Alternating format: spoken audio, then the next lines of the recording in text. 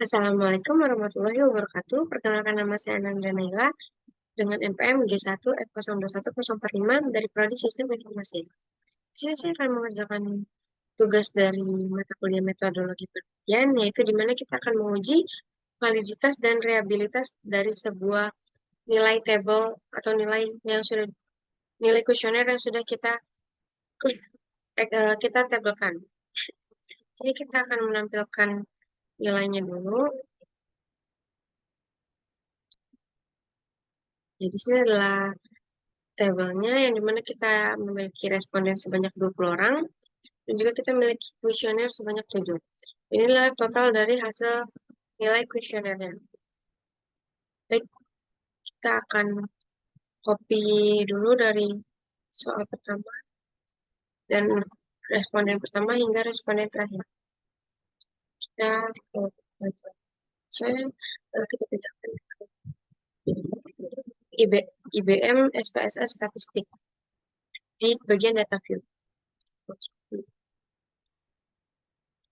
Yang dimana ini untuk var-nya masih untuk nama kolomnya masih berbentuk var. Kita akan ubah di variable view, yang dimana kita bisa ubah, tapi saya akan mengubah di bagian totalnya saja. Kita Ctrl F, kita replace, dan kita ubah menjadi total. Kita replace. Sorry, ininya var. 000. Kita replace.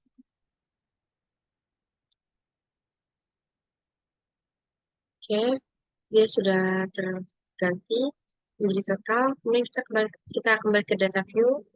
Kita akan melakukan uji reliabilitas yang pertama. Maaf, saya akan melakukan uji validitas yang pertama. Di mana uji validitas itu terdapat dua langkah, yaitu dengan membandingkan nilai R hitung dengan nilai R tabel. Di mana jika nilai R hitung lebih besar dari nilai R tabel, maka dinyatakan valid. Namun jika R hitung lebih kecil dari R tabel, maka dinyatakan tidak valid. Yang dimana kita bisa melihat dulu untuk R tabelnya, yaitu untuk di koresponden 20, untuk 20 koresponden nilai R tabelnya itu adalah 0,4444. Jika nilai R hitung ini lebih besar dari 0,4444, maka akan dinyatakan valid. Namun jika sebaliknya dinyatakan tidak valid. Kita akan kembali lagi ke IBM SPSS-nya. Kemudian kita akan ke analyze. Terus kita akan ke correlate. Correlate. Itu kita akan ke bivariate. Di bivariate ini kita bisa memindahkan var 42 ini hingga total ke variabel.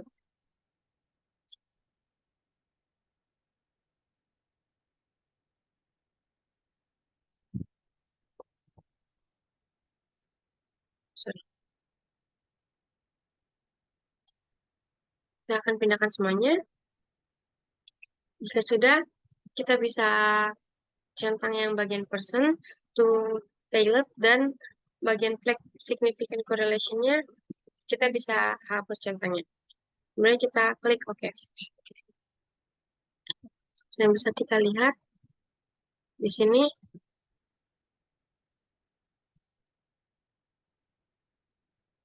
bahwa ini adalah merupakan percent correlation-nya dan ini merupakan signifikannya. Kita bisa cek di tabelnya lagi.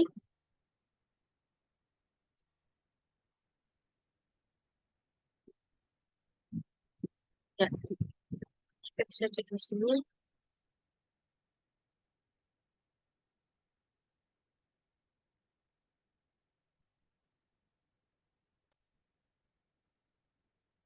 Kita bisa lihat dari soal pertama.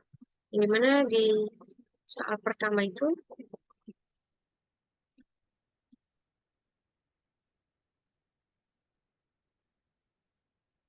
ya, kita bisa lihat di soal pertama. Yang di soal pertama itu, kita bisa lihat totalnya, yang dimana kalau kita bandingkan dia adalah 0,886. Untuk di sini sendiri 0,444, berarti untuk soal pertama itu dia dinyatakan valid. Untuk soal kedua juga, kita bisa lihat di sini lebih besar dari 0,444, berarti dia akan valid. Dan untuk soal terakhir juga, hingga soal ketujuh, ini dinyatakan valid karena semua nilainya lebih besar dari 0,444. Kemudian untuk yang kedua, kita bisa melakukan uji validitas dan membandingkan nilai signifikannya. Yang dimana jika nilai signifikan ini lebih kecil dari 0,05, maka dinyatakan valid. Namun jika lebih besar, maka dinyatakan tidak valid. Kita bisa lihat di sini bahwa untuk soal pertama, nilai signifikannya, untuk hasil yang pertama itu nilai signifikannya 0,001. Yang dimana ini lebih kecil dari 0,05. Dan untuk hasil 1 sampai hasil kelima, itu hasilnya adalah masih valid karena dia di bawah 0,05. Namun untuk soal ke-6 dan soal ke-7, untuk hasil ke-6 dan hasil ke-7, dia bisa dinyatakan valid karena walaupun hasilnya lebih besar dari 0,05, dia masih bisa dinyatakan valid karena di sini dijelaskan bahwa walaupun dia hasilnya walaupun hasilnya walaupun hasilnya 0,05, namun korelasinya bernilai positif di bawah 0,05 dan hasil persennya korelasinya bernilai positif, maka itemnya itu bernilai valid. Jadi karena di sini memang lebih besar, tapi dengan hasil persen correlation-nya yang masih dinyatakan valid, maka untuk hasil ke-6 dan ke-7 ini masih dinyatakan valid. Selanjutnya kita bisa melakukan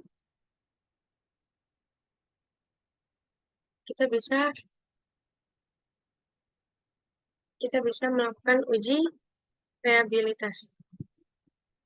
Untuk uji validitas ini sudah dinyatakan valid untuk semua hasilnya dari hasil pertama hingga hasil ke-7. Selanjutnya kita akan melakukan uji reliabilitas. Di mana uji reliabilitas ini kita juga akan melakukannya di analyze.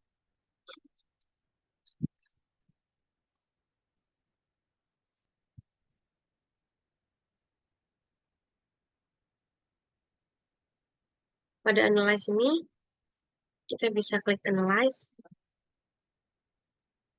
Kemudian kita bisa klik analyze, terus kita bisa ke scale. Dari scale ini kita bisa klik reliabilitas analyze. Di mana untuk reliabilitas analyze ini kita hanya perlu mengcopy bagian var 42 hingga var 48 saja.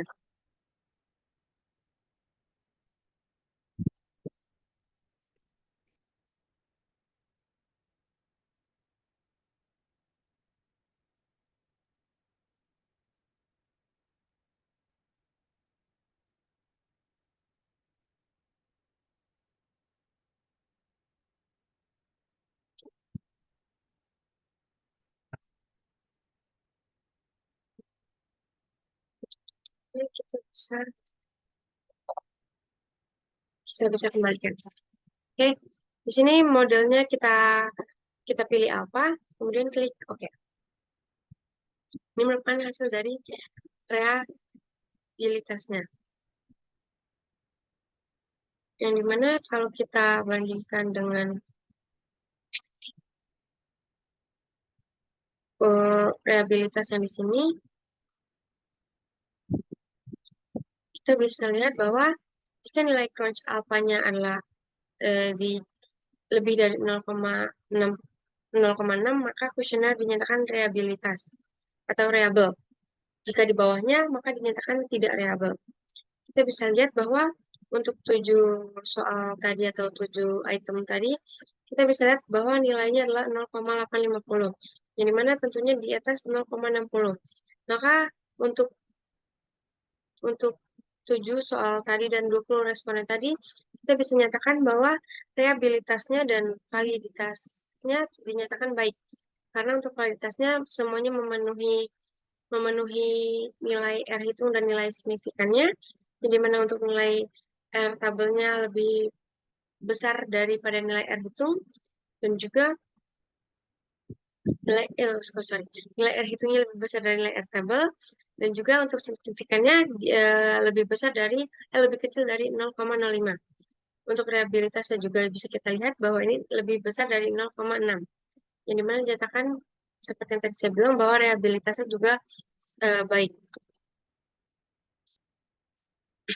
Oke, mungkin sekian untuk penjelasan uji validitas dan uji reliabilitas dari saya.